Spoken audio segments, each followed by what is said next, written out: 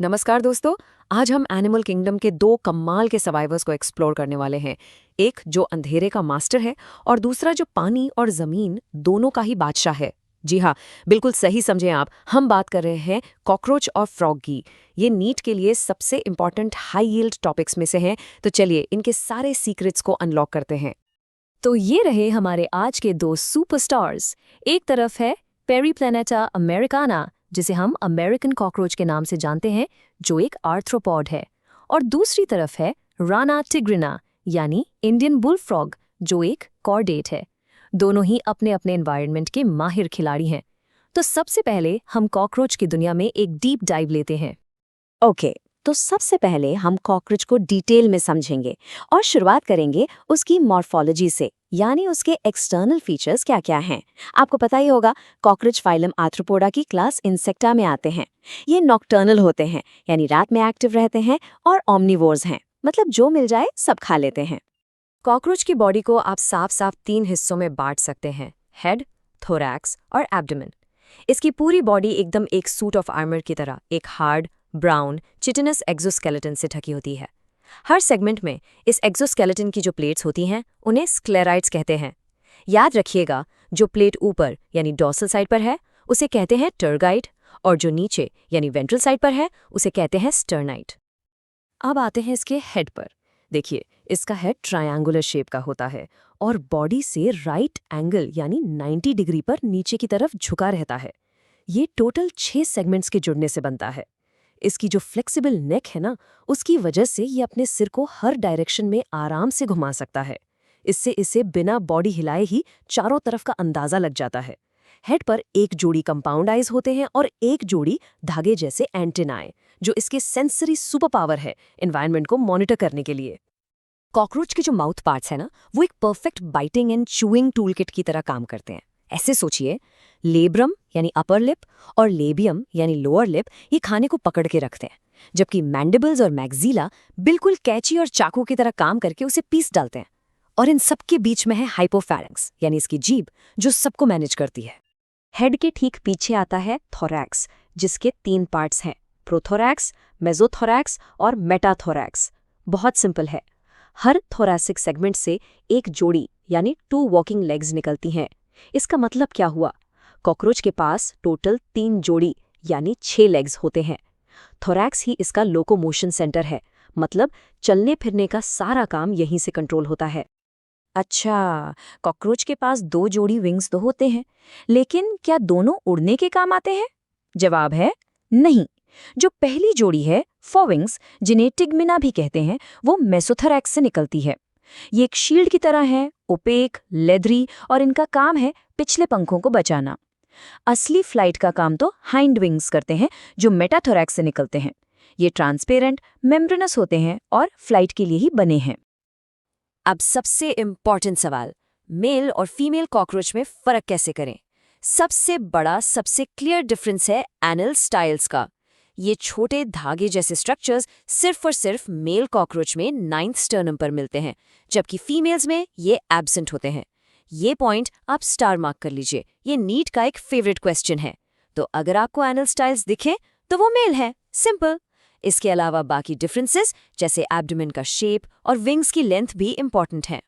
तो मॉर्फोलॉजी यानी external structure तो हमने देख लिया। अब वक्त है कॉकरोच के अंदर झांकने का।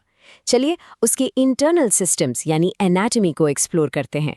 हम एक एक करके डाइजेस्टिव, सर्कुलेटरी, रेस्पिरेटरी और बाकी सभी सिस्टम्स को समझेंगे। कॉकरोच का जो एलिमेंट्री कैनाल है वो 3 पार्ट्स में डिवाइडेड है: फोरगट, मिडगट और हाइंडगट। खाना माउथ से फैरिंग्स और ओएसोफेगस से गुजरता हुआ एक थैली जैसे स्ट्रक्चर क्रॉप में जाता है, जहां फूड स्टोर होता है। क्रॉप के ठीक बाद आता है गिजर्ड, जिसे आप एक मिनी ग्राइंडर समझ सकते हैं। इसके अंदर 6 काइटिनस टीथ होते हैं जो फूड को पीसने का काम करते हैं। इसके बाद मिडगट में डाइजेशन और एब्जॉर्प्शन होता है, और हाइंडगट से होता हुआ वेस्ट एनस से बाहर निकल जाता है। अब खाने को डाइजेस्ट करने के लिए सिर्फ कनाल ही काफी नहीं है, ग्लैंड्स भी चाहिए। फोरगट और मिडगट के जंक्शन पर 6 से 8 ब्लाइंड ट्यूब्यूल्स होते हैं, जिन्हें हेपेटिक सीके कहते हैं, और ये डाइजेस्टिव जूस बनाते हैं। और एक्सक्रीशन के लिए मिडगट और हिंडगट के जंक्शन पर 100 से 150 पीले रंग के मैलपेजियन ट्यूब्यूल्स होते हैं। इनका काम है हीमोलिम्फ से नाइट्रोजीनस वेस्ट को निकालना। कॉकरोच का main excretory product uric acid है, इसीलिए इसे हम यूरिकोटेलिक एनिमल कहते हैं। कॉकरोच में हमारी तरह क्लोज्ड पाइपलाइन सिस्टम यानी ब्लड वेसल्स का जाल नहीं होता। इसमें होता है एक ओपन सर्कुलेटरी सिस्टम। इसको ऐसे इमेजिन कीजिए कि सारे ऑर्गन्स एक स्विमिंग पूल में तैर रहे हैं। वो पूल ही हीमोकोएल है और उसका पानी हीमोलिम्फ है। तो सारे ऑर्गन्स डायरेक्ट ब्लड में नहाते रहते हैं। इस हीमोलिम्फ में हीमोग्लोबिन नहीं होता, इसलिए ये लाल नहीं बल्कि कलरलेस होता है। आपने कभी सोचा है कि कॉकरोच बिना सर के 1 हफ्ते तक जिंदा कैसे रह लेता है? इसका राज इसके सिस्टम्स में है। रेस्पिरेशन के लिए इसमें ट्रेकिया यानी हवा की नलियों का एक नेटवर्क होता है जो 10 जोड़ी स्पाइरकल्स के जरिए बॉडी के साइड से डायरेक्ट हवा लेता है। और इसका नर्वस सिस्टम वेंट्रल साइड पर सेगमेंट वाइज गैंग्लिया से बना होता है। ब्रेन तो बस नाम का है, सुप्राओइसोफेजियल गैंग्लियन से रिप्रेजेंटेड। क्योंकि ज्यादातर नर्वस सिस्टम और रेस्पिरेशन हेड पर डिपेंड नहीं करते, सर कटने के बाद भी इसका काम चलता रहता है। अब जरा इसकी आंखों को देखिए। कॉकरोच की कंपाउंड आई बिल्कुल एक मधुमक्खी के छत्ते की तरह लगभग 2000 छोटी छोटी हेक्सागोनल यूनिट से बनी होती है। इन्हीं यूनिट्स को हम कहते हैं ओमैटिडिया। हर ओमैटिडियम ऑब्जेक्ट की एक छोटी सी इमेज बनाता है, और जब ये 2000 इमेजेस एक साथ जुड़ती हैं तो बनता है मोज़ेक विजन। अब इसका एक फायदा है और एक नुकसान। नुकसान ये कि रेजोल्यूशन कम होता है, मतलब इससे HD पिक्चर नहीं दिखती। लेकिन फायदा यानी सेंसिटिविटी बहुत ज्यादा होती है। इसका मतलब है कि अंधेरे में हल्की सी भी मूवमेंट को ये तुरंत पकड़ लेता है, जो इसके नॉक्टर्नल लाइफस्टाइल के लिए एक परफेक्ट सर्वाइवल टूल है।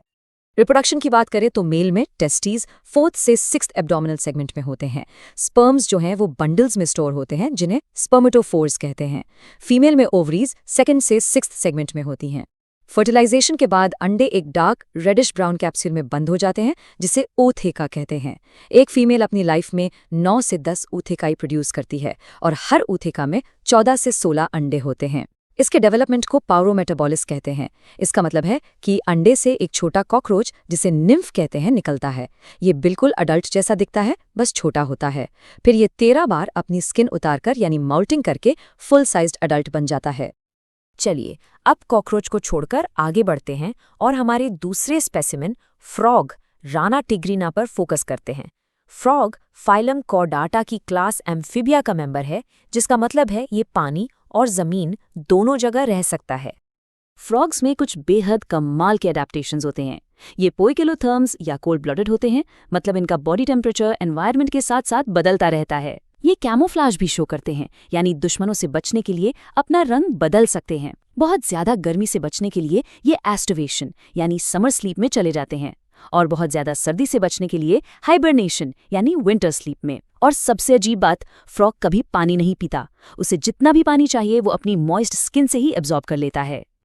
मेल और फीमेल फ्रॉग को पहचानने के 2 बहुत आसान तरीके हैं। सिर्फ मेल फ्रॉग्स के पास आवाज निकालने के लिए वोकल सैक्स होते हैं, और उनके 4 लिम्स की पहली उंगली पर एक कॉप्युलेटरी पैड होता है। ये दोनों चीजें फीमेल फ्रॉग्स में नहीं होती हैं। सिंपल।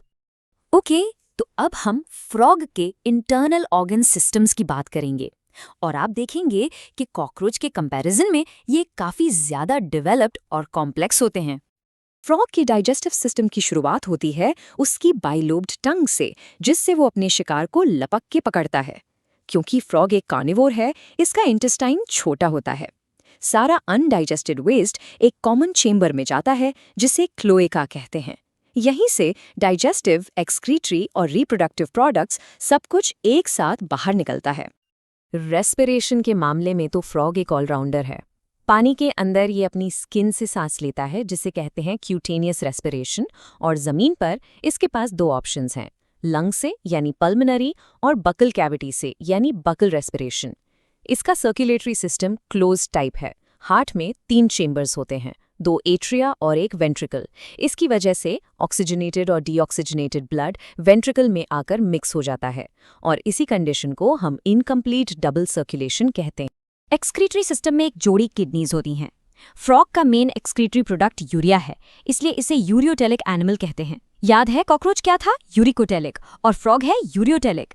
इसका नर्वस सिस्टम काफी इवॉल्व्ड है, जिसमें सेंट्रल, पेरिफेरल और ऑटोनॉमिक तीनों सिस्टम्स होते हैं। इसके पास सिंपल आईज, सुनने के लिए टिम्पैनम और टेस्ट बड्स जैसे वेल ऑर्गेनाइज्ड सेंस ऑर्गन्स भी होते हैं। तो हमने दोनों एनिमल्स को डिटेल में समझ लिया है। अब चलिए सबसे इम्पोर्टेंट पार्ट पे आते हैं, एक क्विक हाई यील्ड कंपैरिजन। इससे नीट के लिए सबसे ज़रूरी पॉइंट्स आपको हमेशा के लिए याद हो जाएंगे। इस टेबल को अपने दिमाग में छाप लीजिए। सर्कुलेटरी सिस्टम, कॉकरोच में ओपन, फ्रॉग में क्लोज्ड। हार्ट, कॉकरोच में 13 चेम्बर्ड ट्यूबुलर हार्ट, फ्रॉग में 3 chambered. Excretory product, cockroach uricotelic है यानी यूरिक एसिड, फ्रॉग यूरियोटेलिक है यानी यूरिया।